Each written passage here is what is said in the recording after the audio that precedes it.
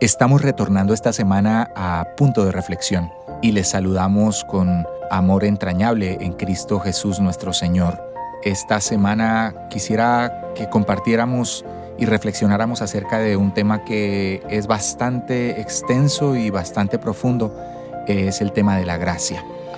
Las cartas de Pablo, las cartas que ha escrito el apóstol Pablo, y en las más o menos 13 cartas que él escribe, hay una forma en la que él saluda. Te vas a dar cuenta que siempre hay una primera parte o un encabezado que se llama salutaciones. Y en esta parte de las salutaciones, Pablo utiliza esta expresión: gracia y paz a vosotros, de Dios nuestro Padre y del Señor Jesucristo.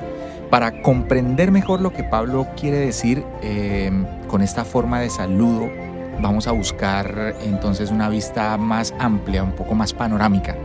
Debemos entender que la gracia es una realidad gloriosa, no solamente para Pablo, es una realidad muy gloriosa y poderosa en la Biblia, en la historia y para todo el mundo y en la vida de todos nosotros. La realidad de la gracia es tan abrumadora para Pablo que no solo comienza sus cartas con la idea de la gracia, sino que de la misma manera él termina las cartas diciendo: la gracia de nuestro Señor Jesucristo sea con vosotros. Entonces para Pablo, para el apóstol Pablo, la gracia era como un marco de referencia que él tenía. Era lo que le daba sentido y estructura y contexto a toda su vida. No podía él concebir su experiencia cristiana, digamos que fuera de los límites de la gracia. Podemos ver varios textos que nos dan esa pauta de Pablo. Por ejemplo, en el libro de Efesios capítulo 2 versículo 8, él habla acerca de la gracia: por gracia sois salvos. Luego encontramos en el libro de Romanos capítulo 3 versículo 24, siendo justificados gratuitamente por su gracia. Ahí vuelve una vez más a nombrar la gracia Pablo. Más adelante hay en Romanos en el capítulo 5 versículo 2, por quien también tenemos entrada por la fe a esta gracia en la cual estamos firmes.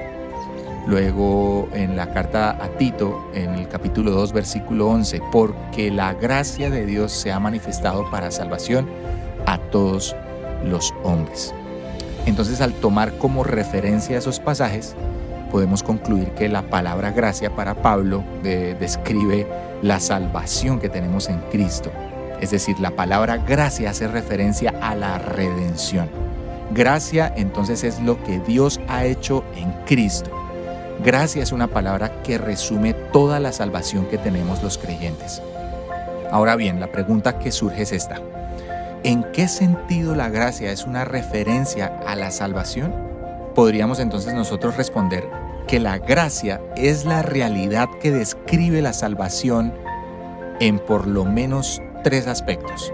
Son los siguientes: describe el acercamiento de Dios en la salvación, describe los beneficios de la salvación y describe el carácter gratuito de la salvación.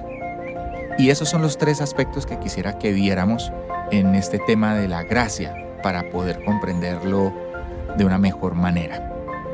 Definitivamente la gracia no es un salvavidas que me mantiene a flote en el mar del pecado. No es que yo, como decimos coloquialmente, peco y rezo para empatar. No funciona de esa manera. La gracia no es eso y la gracia no funciona así. La gracia es mucho más importante, valiosa y trascendental en la vida de todo ser humano. Así es de que acompáñame en estos puntos de reflexión estos días para poder aprender un poco más acerca de esta maravillosa gracia, este regalo precioso que hemos recibido por medio de Cristo Jesús. Un abrazo para todos ustedes.